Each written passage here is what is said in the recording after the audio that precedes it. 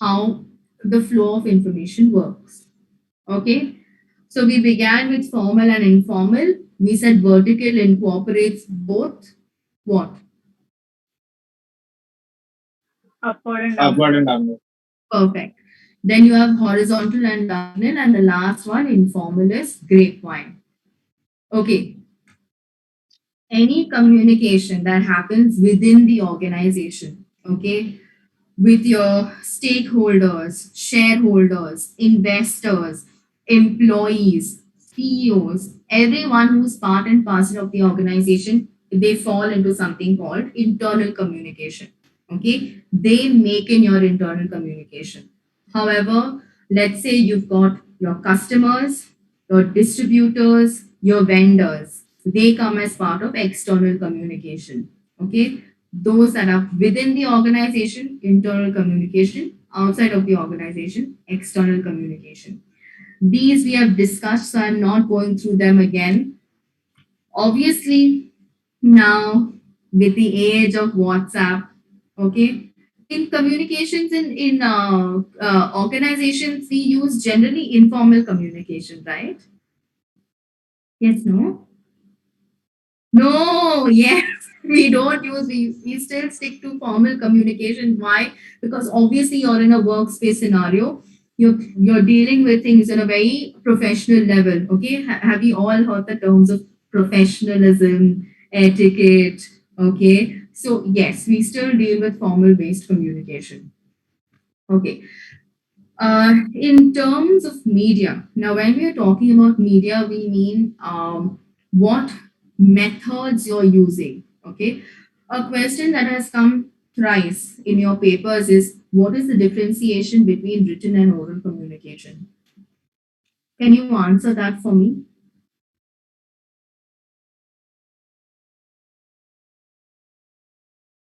What is the differentiation between written and oral communication?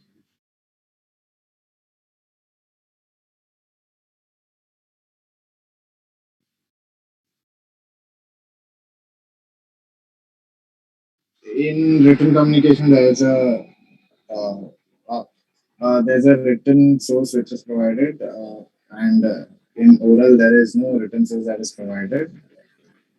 And Okay, you're right in terms of the basics. Yes, written communication would deal with your emails, letters, memos, etc. Oral communication is verbal. Okay. Now, in your question, what you need to clarify it or distinguish it between is, let's say, look at the validity of these materials, the legality of these materials.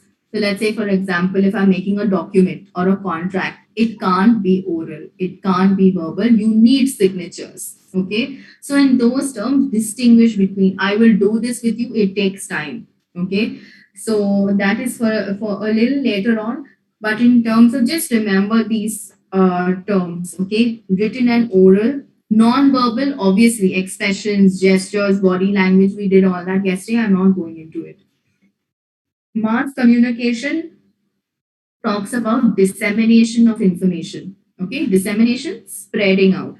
So let's say I send you a notice, and all of you are the employees in my organization, and you all say, "Oh my God, she sent such a notice. So kharu she is. Let's all talk about it." Okay, and we need some further. What do you say? uh, let's try and see if we can change something. Okay, so in those terms, everyone talking together, mass communication. Okay, personal communication is completely based on trust. Okay, so personal communication would be, let's say, generally department wise. So let's say Russell, Siddhanta, and me are working in one department. It's personal communication. You and your family, personal communication. You and your classmates, personal communication. Not with any other department. Okay, because you'll get each other. Okay, interpersonal communication is face to face.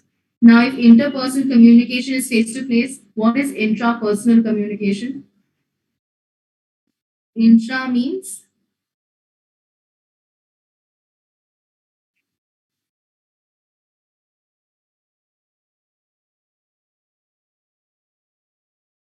Intra means with yourself.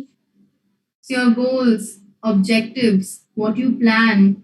Okay, that's part of intrapersonal communication. Uh, okay, here, this is what we discussed. Subtle communication based on ranks. Okay, the most important thing is that unless required, only then, if there is a threat from the workers, so let's say you can see that there's a beginning of uprising. You can see the trade union suddenly taking action. That's when management interferes. Otherwise, in horizontal communication, no one does anything. Okay, so depending on the circumstances, only then will people from higher authorities discuss certain situations with you. Okay, coordination, cooperation, best done face to face. Okay, yeah. Okay. So when we are looking at now, this is very important in terms of how you're looking at the flow of information. I suggest you take a screenshot of this. Okay, I will send you the PPT also, but just for now, you got everything on Google Classroom, no? Yesterday, huh? Always. Very good. Okay. Um, use this in terms of formulating an answer. Try and find out from this what kind of MCQs would come out from here. Make a list of them and start studying. Okay. The purpose of having horizontal communication, as I mentioned, cooperation, coordination, etc. How does the information flow? So this you all can deal with. I'm not stressing on it. We've done this.